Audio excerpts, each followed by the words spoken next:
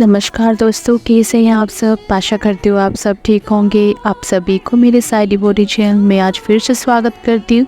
ओम साई राम।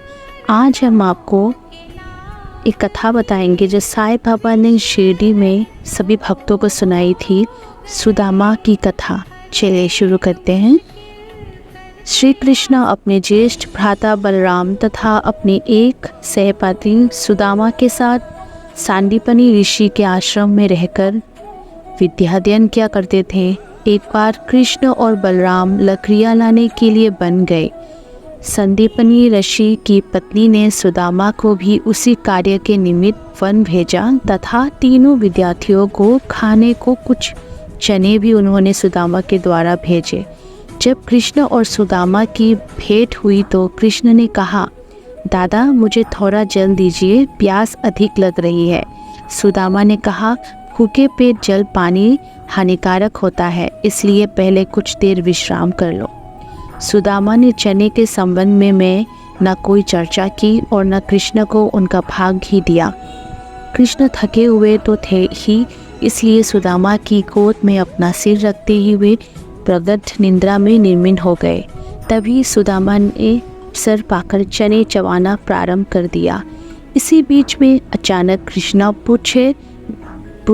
पूछ बैठे कि दादा तुम क्या खा रहे हो और ये करकर की ध्वनि कैसे हो रही है। सुदामा ने उत्तर दिया कि यहाँ खाने को ही क्या है, मैं तो शीत से काँप रहा हूँ और इसलिए मेरे दांत कर बज रहे हैं। देखो तो मैं अच्छी तरह से विष्णु सहस्त्रनाम भी उच्चारण नहीं कर पा रहा हूँ। ये सुनकर अंतर्यामी कृष्ण ने कहा कि दादा मैंने अभी स्वप्न में देखा कि एक व्यक्ति दूसरे की वस्तुएं खा रहा है। जब उससे इस विषय में प्रश्न किया गया तो उसने उत्तर दिया कि मैं खाक धूल खा रहा हूँ।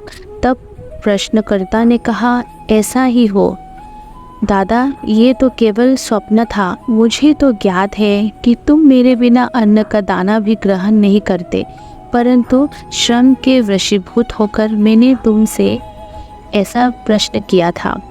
यदि सुदामा किंचित मात्र भी कृष्ण की सर्वज्ञता से परिचित होते तो वे इसी भांति उच्चारण कभी न करते। अंततः उन्हें उसका फल भोगना ही पड़ा। श्री कृष्ण के लंगोटिया मित्र होते हुए भी सुदामा को अपना शोषस जीवन दरिद्रता में व्यतीत करना पड़ा, परंतु केवल एक ही मुट्ठी रूखे चावल पोहा जो उनकी स्त्री सुशीला ने अत्यंत परिश्रम से अर्जित किए थे, भेंट करने पर श्री कृष्ण जी बहुत प्रसन्न हो गए और उन्हें उसके बदले में नगरी प्रदान कर दी। जो दूसरों को दिए बिना एकांत में खाते हैं, उन्हें इस कथा को सदैव स्मरण रखना चाहिए।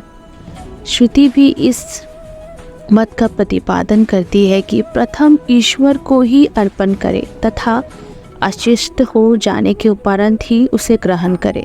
यही शिक्षा बाबा ने सभी शिरडीवासी को दिया। आपको कैसा लगा ये जानकर आप ज़रूर कमेंट सेक्शन में बताइएगा। बाकी ओम साई राम।